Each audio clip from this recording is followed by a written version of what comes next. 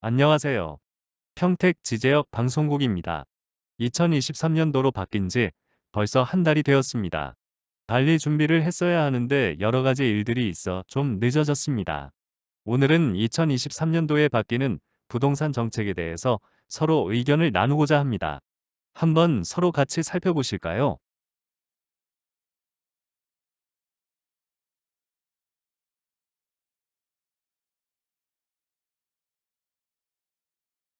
목차 1. 2023년 바뀌는 부동산 정책. 2. 아파트 분양 정책. 3. 부동산 세금. 4. 주택 임대 사업. 5. 결론의 순서로 2023년 부동산 정책에 어떤 것이 바뀌는지 분양 정책. 그 다음 세금. 그 중에서 저는 금년 2023년도는 주택 임대 사업으로 투자할 때다. 이런 생각을 합니다. 그래서 끝으로 결론을 내는 순서를 갖도록 하겠습니다. 2023년 바뀌는 부동산 정책은 저희 블로그에 이번에 발표된 정책에 대한 원본을 수립을 해드리겠습니다. 저희 평택 지제역 부동산 블로그를 참조하시면 블로그에 원본을 만들어 놓겠습니다. 한번 살펴보시면 되고, 제도에 보면은 첫 번째 취득세가 과세 표준이 실거래 가격으로 변경이 됩니다. 예전에는 신고 가격이랑 시가 표준 중 높은 금액을 표준으로 했는데 2023년 바뀌는 부동산 정책은 실거래 가격으로 변경된다. 이 점을 주의하시면 되고, 두 번째는 다주택자도 주택담보대출을 최대 30%까지 허용을 해줬습니다. 예전에는 다주택자는 융자를 해주지 않았는데 바뀐 부동산 정책은 융자를 30%까지 해주는 걸로 변경되었습니다. 경기가 안 좋고 아파트가 분양이 안 되고 가격이 저가로 형성이 되니까 정부에서 다주택자들한테도 주택을 많이 살 수 있는 제도를 만들어 놨습니다. 현금을 융통할 수 있는 사람이 사야 가격이 받쳐주니까 이러한 정책이기 때문에 30%까지 융자가 허용이 된다는 얘기고, 그 다음에 재건축 안전진단제도 개선에 대해서 일부 나왔습니다. 그 다음 전세 사기방지 자가진단 안심전세 앱이 출시가 됐습니다. 얼마 전 있던 빌라 왕도 있었듯이 전세 사기가 많습니다. 그래서 안심전세 앱이 출시가 되었습니다. 그 다음 5월에는 다주택자 양도세 완화가 연장이 됩니다. 24년 5월까지 1년을 더 연장하는 걸로 내년 5월까지 연장을 하는 거죠. 1년인데 더 연장한다는 것이 발표가 됐고, 그 다음 종합부동산 종부세라고 하는데, 종합부동산세가 굉장히 중요한 포인트입니다. 정부에서 다주택자를 6%였던 것을 절반도 안 되는 2.7%까지 다주택자의 종부세를 완화시켰기 때문에 현금을 많이 보유한 분들이 아파트나 주택에 많이 투자를 하겠죠. 법인도 마찬가지입니다. 그 다음에 이 주택자에 대한 종부세 중과를 폐지했습니다. 집 두 개 있는 사람이 종부세 부과에 대해서 비난을 많이 받았는데 이 주택자 종부세 중과가 폐지됩니다. 그 다음 종합부동산세 세부담이 상한 조정이 됐습니다. 법인은 상한 없고 세부담 상한이 300%까지 상한을 뒀는데 이젠 150%까지밖에 안 되는 거죠. 그 다음 생애 첫 주택 구입자 취득세 감면 요건이 완화가 됐습니다. 개정 전 부부 합산 7천만 원 이하, 금액이 수도권 4억 이하, 비수도권은 3억 이하였습니다. 개정 후 제한이 없어졌습니다. 200만 원까지는 취득세를 감면을 받을 수 있게 되었습니다. 그 다음 특례 보금자리론 출시. 중요한 포인트입니다. 특례 보금자리론을 받게 되면 금리가 좋습니다. 금리가 4%대입니다. 금리가 4%대고 대출 한도는 5억입니다. 그런데 소득 제한이 없습니다.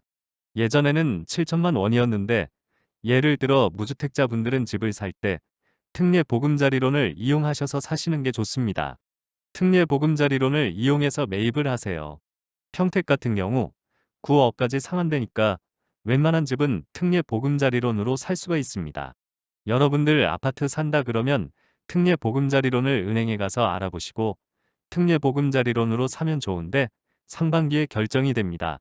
특례 보금자리론에 관심을 가지시면 좋을 것 같습니다. 그 다음 생활안정. 임차 보증금 반환 목적 주담대 규제 완화.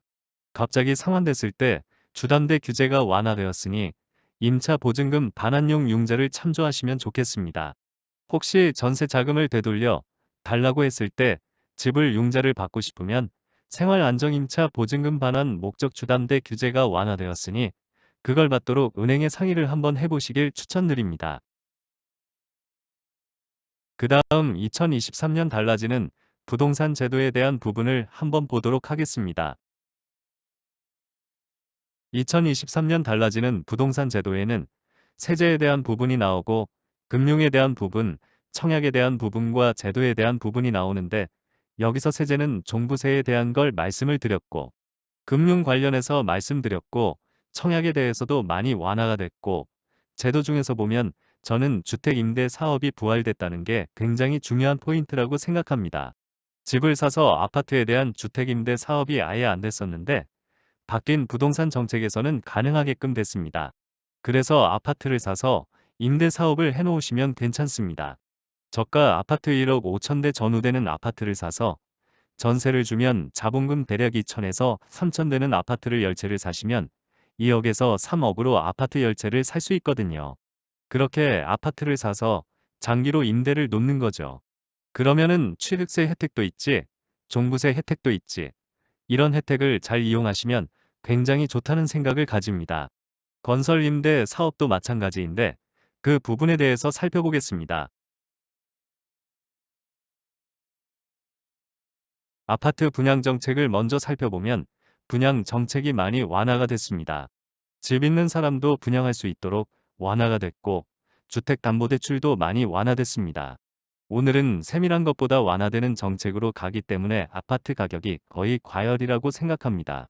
집을 팔 때나 주식을 살 때도 과열이다라고 한다면 가격이 천정부지로 치솟는다 이럴 때 팔아야 되고 바닥이다 지금 낙완화 정책을 내세우고 있다. 이럴 때 사야 된다고 생각합니다. 그것만 생각하면 성공하는데 계속 빠질 것 같아 보여도 계속 빠지지 않습니다.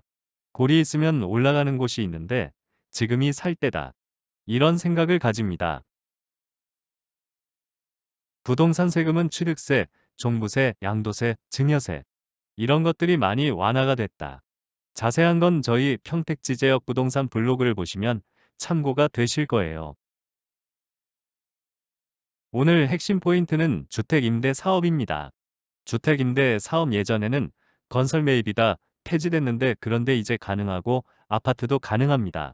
아파트도 85평방제곱미터 이하 아파트도 임대 사업을 할 수 있습니다. 여러분 그러면 이걸 사서 임대 사업을 하자. 저는 그런 얘기를 많이 주장을 합니다.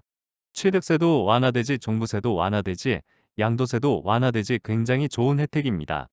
여러분 주택임대 사업의 금년에 대한 화제와 화두는 저는 주택임대 사업이라는 생각을 합니다. 결론. 바뀌는 정책에 대응을 해야 됩니다. 여러분 2023년도에 바뀌는 정책에 대응을 해서 시장 흐름에 따르고 부동산 정책에 따라야 됩니다. 반대로 가면 안 됩니다. 정부가 가는 정책에 따라가면서 투자 패턴을 찾아야 되지 개인적인 생각은 아니라고 생각합니다. 2023년 바뀌는 부동산 정책을 따르자. 두 번째, 지금이 매입할 때입니다. 무릎으로 사서 어깨에 팔아야 됩니다. 아까도 얘기했지만 그냥 천정부지로 오른다, 끝이 없다. 이럴 때 팔아야 되고 바닥이다. 끝없는 추락을 한다. 언론에서 나오고 그리고 정부 정책이 완화 정책이 계속 나옵니다. 그럴 때 사야 합니다. 그래서 남이 팔 때 사고 남이 살 때 팔아라 이게 투자 적응 격언입니다. 여러분 남이 팔 때 사고 살 때 팔아라. 지금이 적기라는 걸 잊지 않으시기를 바랍니다. 네 번째는 개발지를 주목하셔야 합니다. 그럴 때라도 아무데나 사지 말고 인구가 증가하는 지역, 재료가 있는 지역, 기업이 투자하는 지역, 이런 곳이 정답입니다. 그래서 저는 평택시가 무한한 잠재력이 있다고 생각합니다. 왜냐 인구가 100만을 바라보고 특례시가 됩니다. 이 말은 곧 재료가 있다는 거죠. GTX A 노선, C 노선이 들어오고 삼성이라는 기업이 투자하는 지역이죠. 무조건 평택은 됩니다. 여러분 과감하게 평택에 투자하십시오. 다섯 번째, 주택임대 사업이 정답이다. 임대 사업을 해서 땅을 사놓고 상가를 사놓는 것도 중요하지만 저가 아파트를 사서 전세를 주고 이런 것을 많이 사놓으면 오히려 10년 후에는 큰 성과가 있으리라고 저는 확신합니다. 여러분 저도 관심을 갖고 올해는 주택임대 사업을 해서 한 10채 정도를 1억 5천 대 전후되는 아파트를 사서 1억 정도로 전세를 놓으려고 합니다. 그래서 그걸 가지고 있으면 나중에 재건축줘도 되고 인구가 100만이 되니까 땅값과 공사비가 올라와서 공급 가격과 분양 가격이 올라가고 기존 아파트도 올라갑니다. 여섯 번째, 내 집 마련 시기는 지금이 적기다. 여러분 빨리 아파트를 사시기를 바라고 저희 평택 지제역 부동산에 오셔서 이러한 투자에 대한 상담도 하시고 여러분들 좋은 정보를 얻어 가시기를 바랍니다.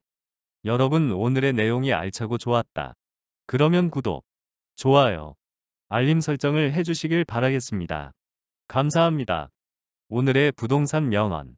가장 비관적일 때가 매수 적기이고 가장 낙관적일 때가 매도 적기이다. 여러분 이 명언을 생각해보면서 오늘 평택 지제역 방송국을 마치도록 하겠습니다.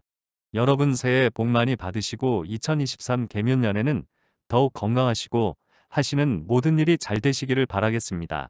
감사합니다.